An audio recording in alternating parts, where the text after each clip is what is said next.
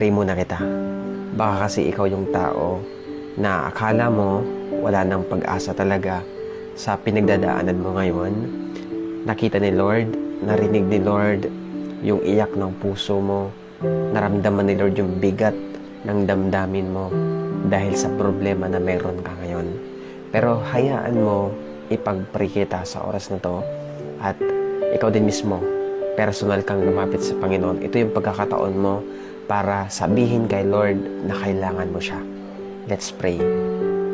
Father God in heaven, in the mighty name of Jesus, with the power of the Holy Spirit, Panginoon, maraming salamat po sa oras na ito, sa pag-ibig ninyo sa aming mga buhay. Lord, salamat po sa buhay ng taong ito na nasa kabilang screen. Naniniwala po ako, Panginoon, na mahal niyo po siya. But Lord, sa oras na to, maybe siya po, Panginoon God, ay nakaramdam ng parang nawawalan siya po ng pag-asa, Lord, kung talagang tutulungan mo siya, Panginoon, sa sitwasyon na meron siya ngayon. But Lord, I believe nakikita niyo po yan, Panginoon, yung sitwasyon na meron ang taong ito.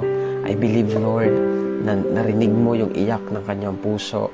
I believe, Lord, naramdaman mo ang bigat sa kanyang damdamin, Panginoon. Nakita mo kung gaano kagulo yung kanyang isip, Lord, sa mga oras na ito.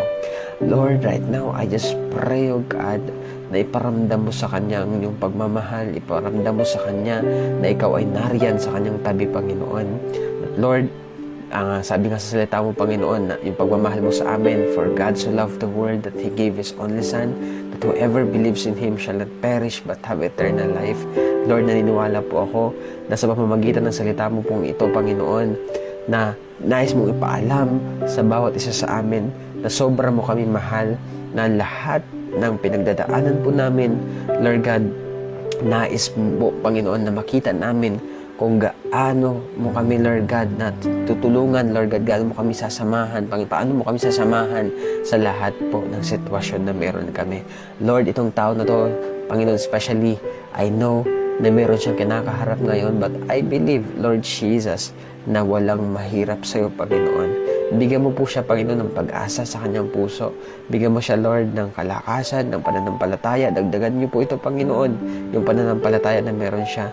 Na marahil, Lord, na kahit siya ay nagpipray, kahit siya, Lord, ay nagtitiwala sa inyo, pakaramdam niya, Panginoon, wala pa rin nangyayari, walang nagbabago sa sitwasyon na meron siya.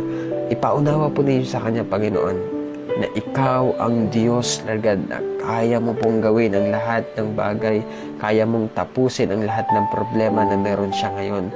Lord, I pray, ilapit mo siya sa iyo, Panginoon, and I pray, Lord God, na mas makilala ka pa niya sa kanyang pong buhay. I know na isa sa mga purpose po ninyo sa pinagdadaanan niya ngayon ay ang makilala ka pa niya, Panginoon, sa kanyang buhay. So right now, Lord, yakapin niyo po siya, Panginoon. Maraming salamat po, Diyos. We glorify your name in Jesus' name. Amen and amen. Praise God. I believe may ginawa si Lord sa iyo ngayon during this prayer.